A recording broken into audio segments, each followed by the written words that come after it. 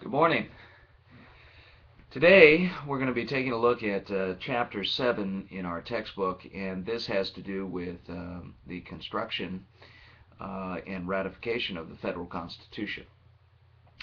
Now, just as a reminder, last week we tackled Chapter 6, and Chapter 6 is rather unique in this textbook, or I should say this textbook is rather unique in having Chapter 6 because it is all about the state constitutions, which in many ways preceded anything at the national level.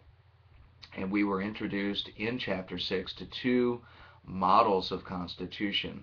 On the one hand, we had the constitutional arrangement favored by Thomas Paine, which was rather simplistic and straightforward, the idea that the legislature should reign supreme. And then, of course, we had, by the end of the Revolutionary period, we had the Massachusetts Constitution, which, of course, was the one that was cooked up in the mind of John Adams, and it was quite complex and involved a system of checks and balances that was quite noteworthy because, of course, it is going to be that check and balance thing, that idea of power being distributed, the idea of bills of rights attaching themselves to a constitution that will be so influential when it comes to what the founding fathers will come up with in Philadelphia after deciding that the Articles of Confederation, pretty much a wartime constitution, would no longer suffice in peacetime for the early republic.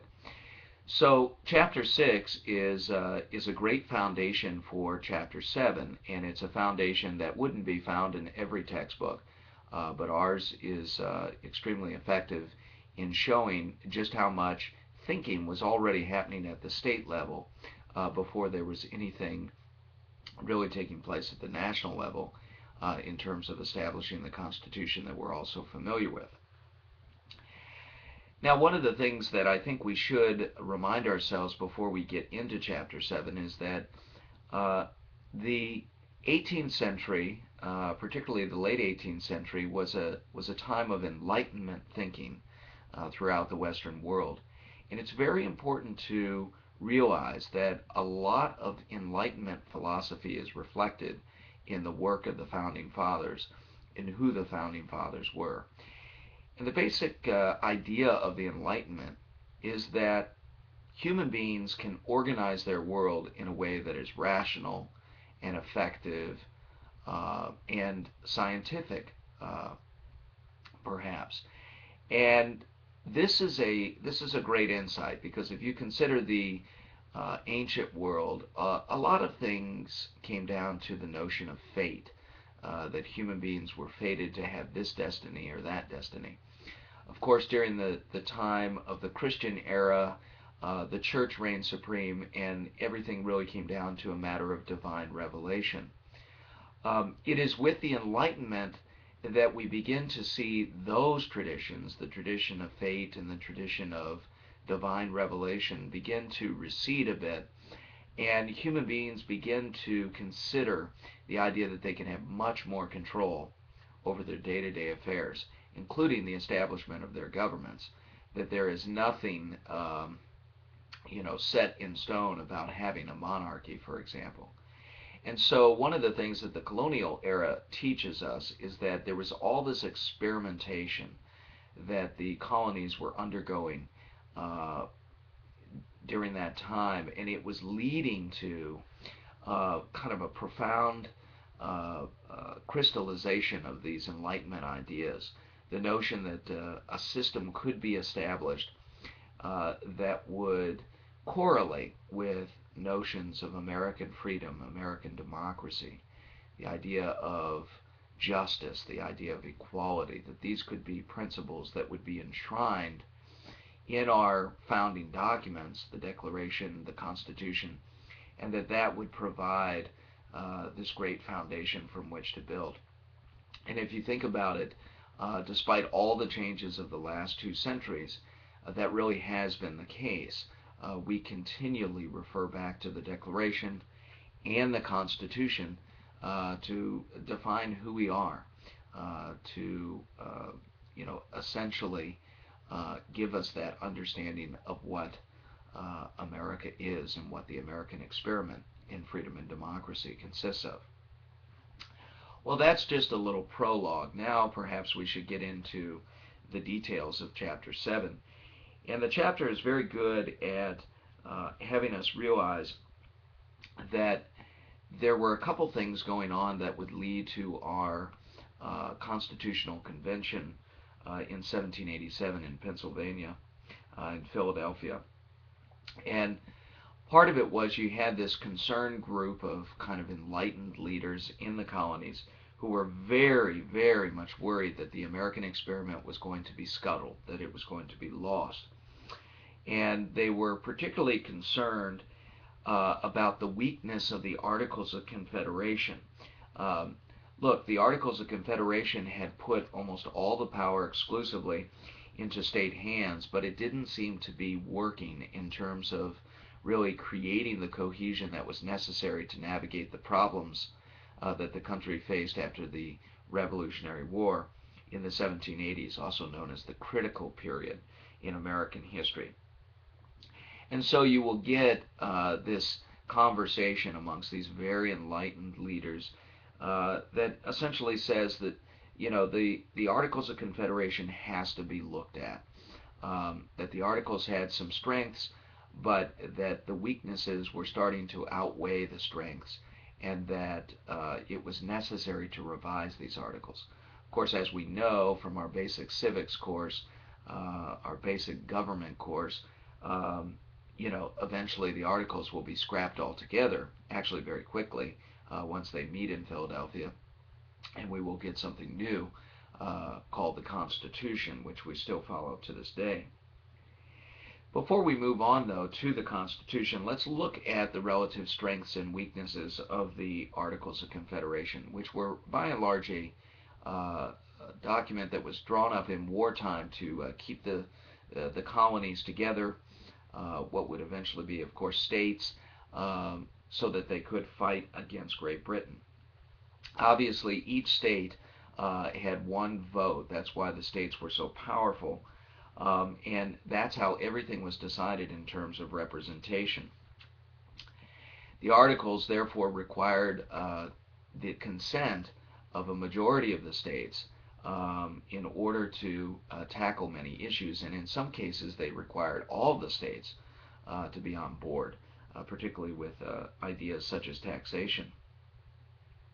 One of the things that the Articles was very good at doing was creating what the book calls a firm league of friendship. That's actually a quote from the period that the book incorporates. A firm league of friendship among the states. And so the idea of unifying the states is very important because union will be something that will be heavily fought over throughout American history, particularly in the Civil War. And the Articles established that union quite effectively.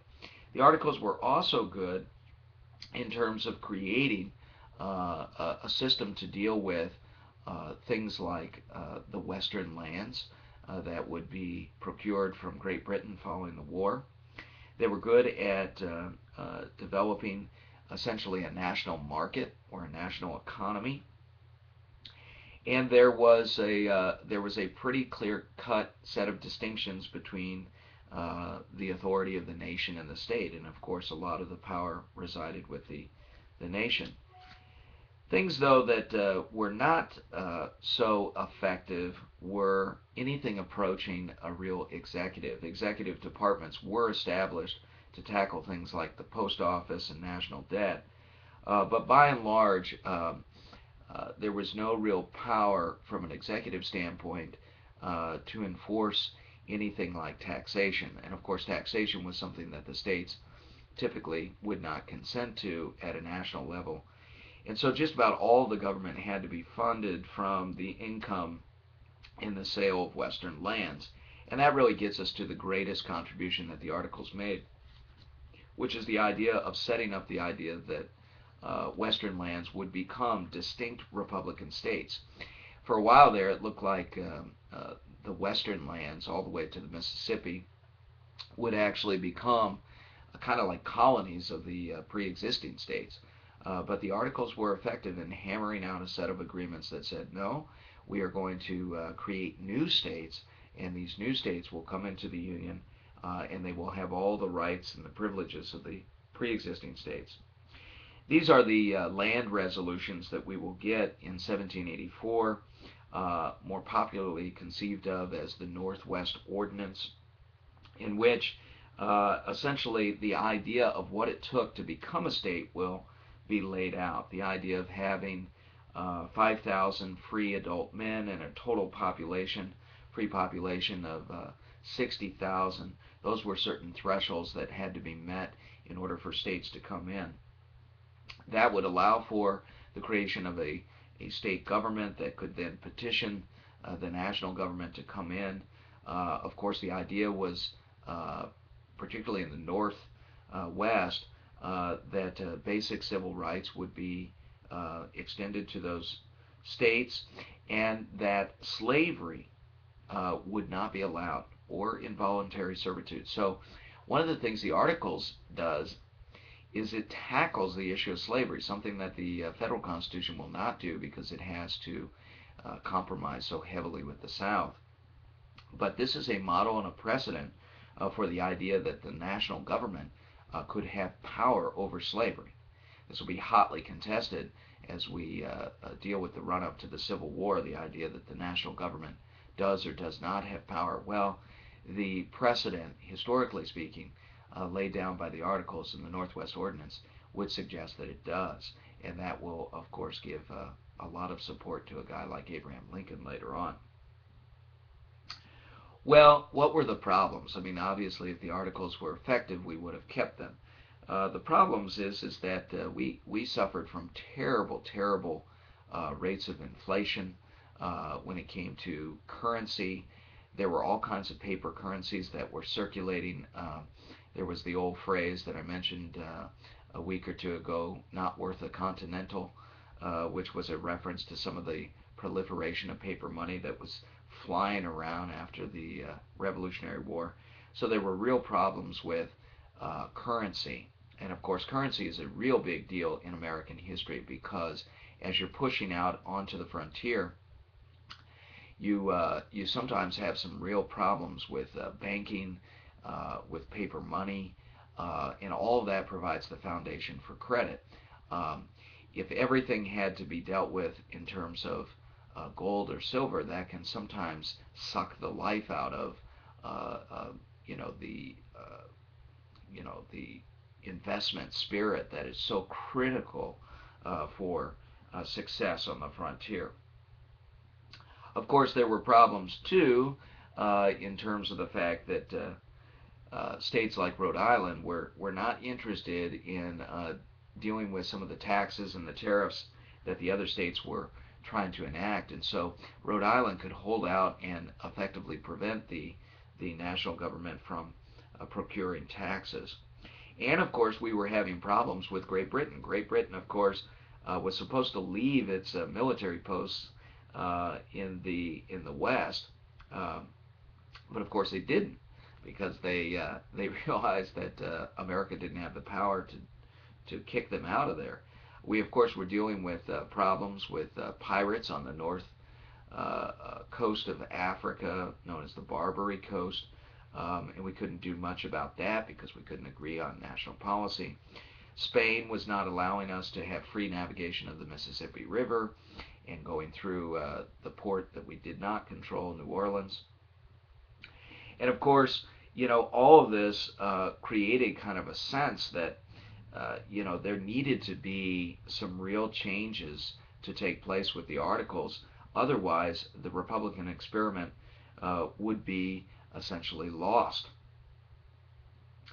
And so the conclusion for a lot of folks, including folks like Jefferson, but certainly Madison and Hamilton, was that the Confederation was incapable of serving the national welfare, as the book puts it.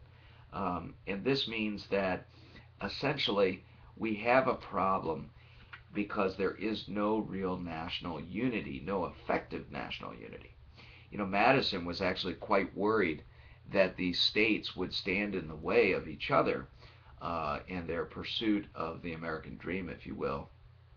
And he felt, even though he believed deeply in states' rights, and we'll see this later reflected in his political beliefs in the 1790s and beyond as president, he felt that there needed to be this national unity, that there had to be a government that was effective.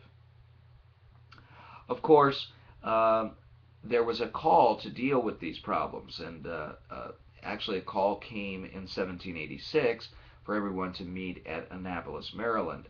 Of course, that did not work out. 1786 is not when we drew up the Constitution.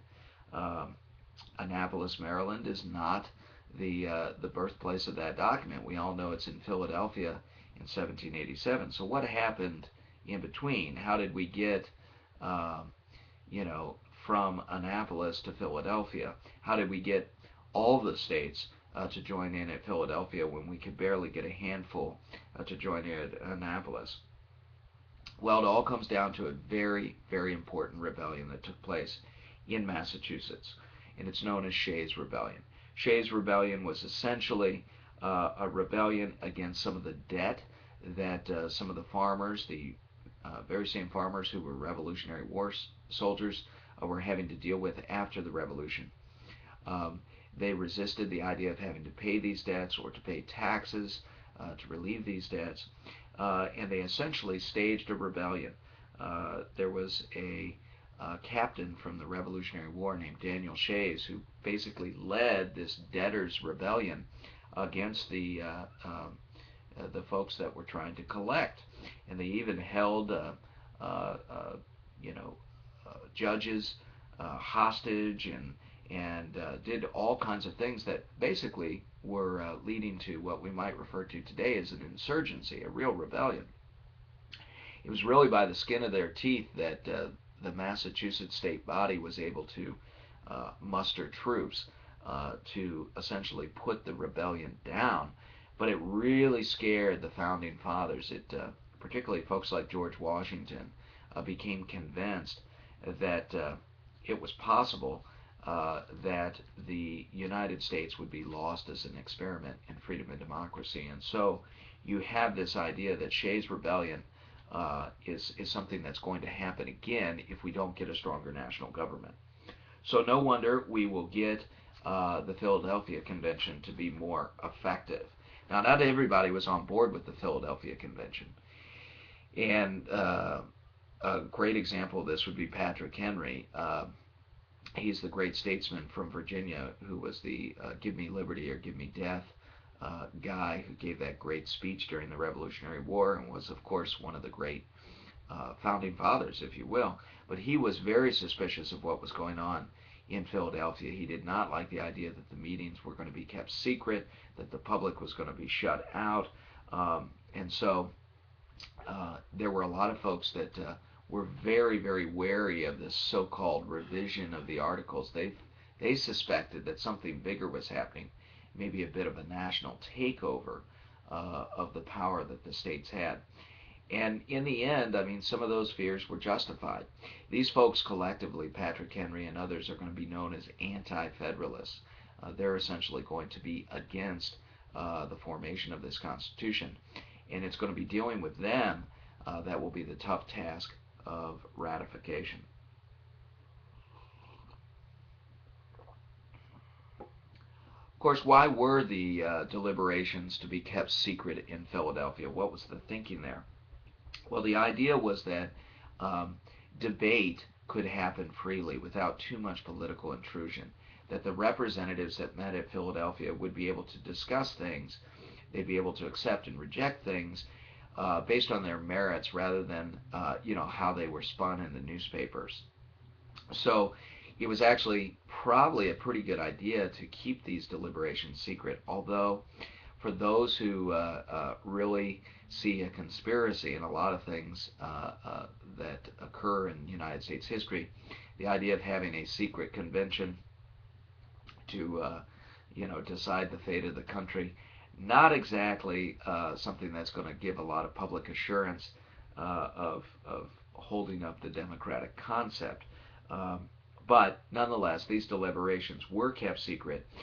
We know about these deliberations, thankfully, because James Madison, who of course is the guy who arrives with kind of a draft, a plan for what the Constitution should look like. And of course, the conclusion was already far gone that, or foregone, that the articles were going to be scrapped. James Madison, known as the father of the Constitution, arrives ready to go, and he also takes copious notes on the deliberations that take place. And thankfully, those notes have survived, and that's really how we know about all the internal debate. A couple things to think about right off the bat, and a lot of this will be review. I mean, it should be review based on your studies of basic American government and civics. Is that we have this argument over representation, and the argument is when it comes to the legislature,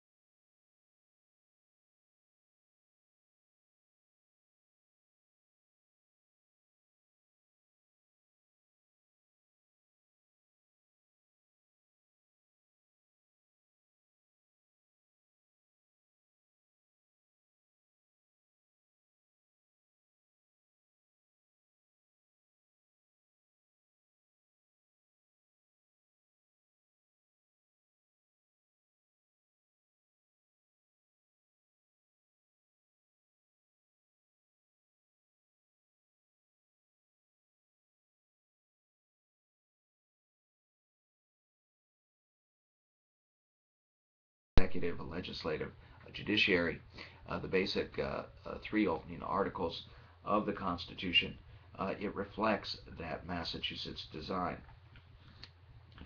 And this will lead to a situation where the branches were supposed to check one another in terms of power.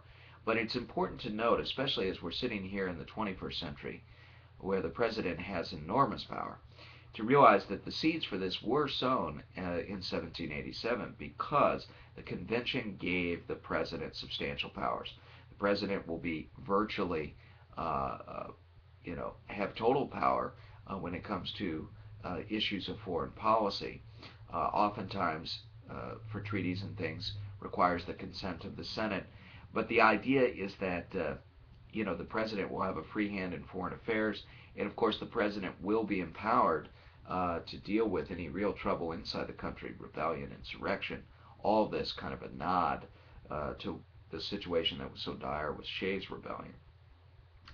The president, of course, is not elected outright by the people. We have these presidential electors, and this reflects basically the idea that ultimately there should be kind of filters by which we arrive at the decision as to who is president, that we should not have just kind of unfettered democracy.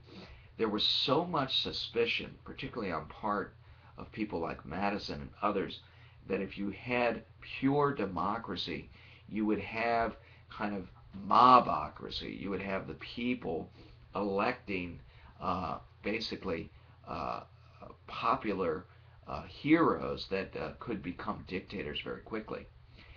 Now, before you reject all this in a 21st century state of mind, consider the fact that in France, when they have their revolution, we will see the rise of a guy like Napoleon, who will basically excite the popular imagination, but will use that rather deftly to establish himself as the first modern dictator. Let us not forget that other dictators like Hitler, and you might even argue Stalin, were popularly elected. Certainly Hitler was. So the suspicion that democracy could boil over into dictatorship is, one that the founders were sensitive to. Of course, they could not foresee all those developments later on in the 19th and 20th centuries, but of course they had this strong suspicion based on their understanding of Roman history, where, Caesar gained total power. So the electoral system, the electoral college, was a way to put a filter on that. Another way to, basically make sure that the Constitution was vouchsafed in the popular will. So on the one hand, we have the electoral college to kind of filter out some of the democracy. You have a way of filtering back in some of the democracy when it comes to these special conventions, constitutional conventions, that will be used to effectively ratify this document once it's handed down to the people. One last note, and I failed to mention it earlier in our discussion of slavery. It is important to realize that the slave trade, the international slave trade, will be outlawed by the Founding Fathers and the Constitution in 1787. 1808 is when the slave trade is to come to an end. That is to say, no more importation of slaves. So, again, we have a precedent. Now, it's not a precedent that most of us would like to see, but it's a precedent that is still there that suggests that the national government has some power over the issue of slavery. I just want you to remember that, because later on, when we get into the nasty business of the Civil War, when people say that the state should have total control over that issue, well, perhaps not.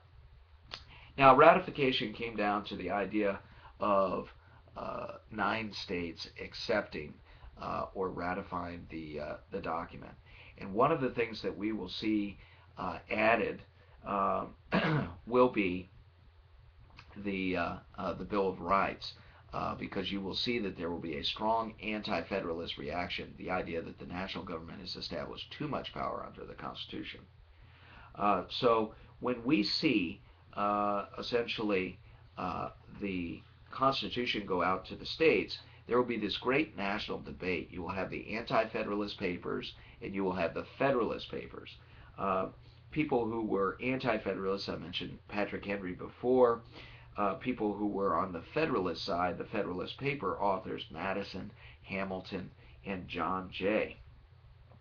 These folks are going to effectively argue that, if you want to have the benefits of a union of states, you must have a strong national government that can accomplish things that the states cannot do on their own. So, for instance, the issue of foreign policy, the idea of making sure that the economy stays relatively focused on free trade, that the states do not throw up a number of barriers back and forth, and the idea that uh, no one state becomes too powerful, because obviously you will have this check and balance system, you'll have this representation system, you'll have this divided Congress, House of Representatives and Senate, and essentially the idea is to have what Madison will talk about as these parallel lines, this unique Republican system in which you will have the national government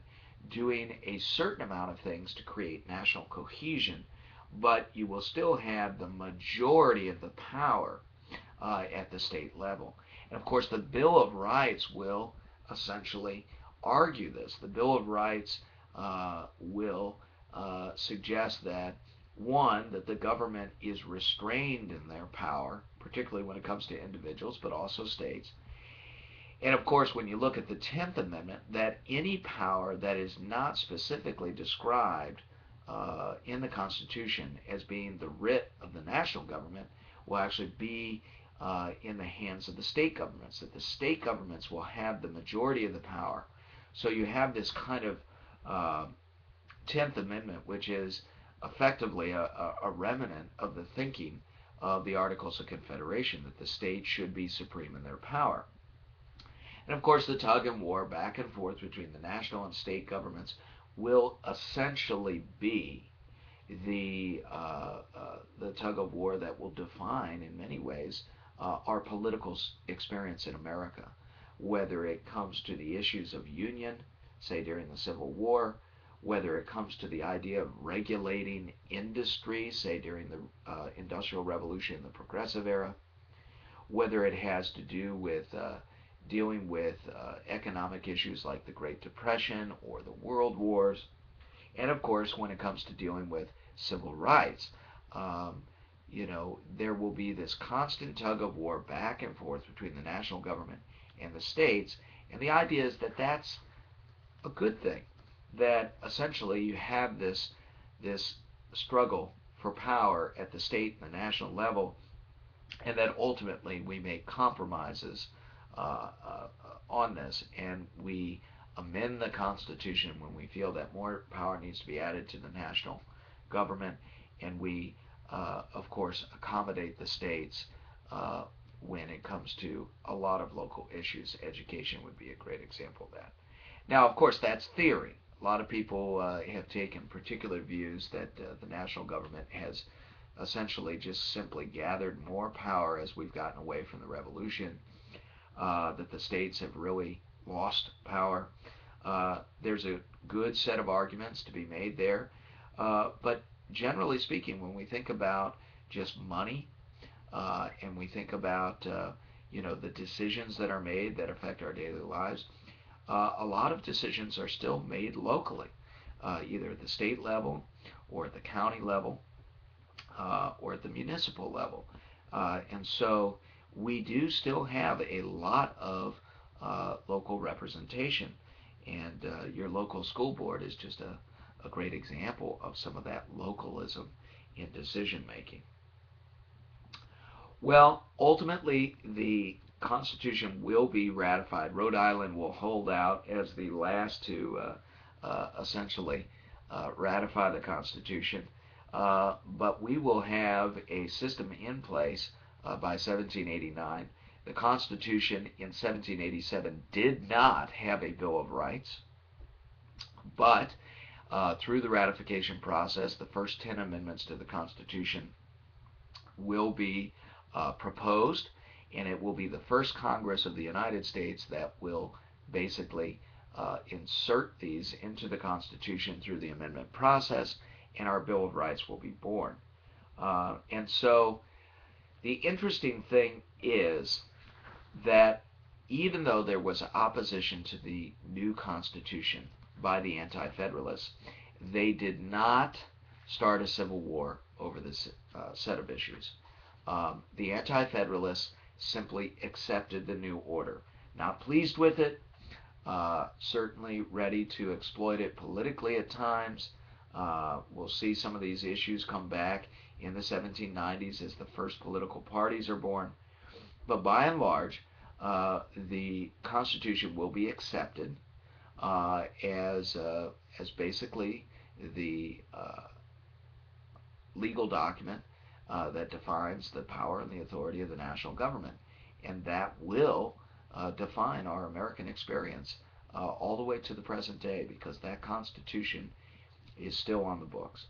And having just celebrated Constitution Day this past week on the 17th, it's important to realize that it's the oldest national constitution in the world, and it continues to provide an inspiration for us, but for many around the world too.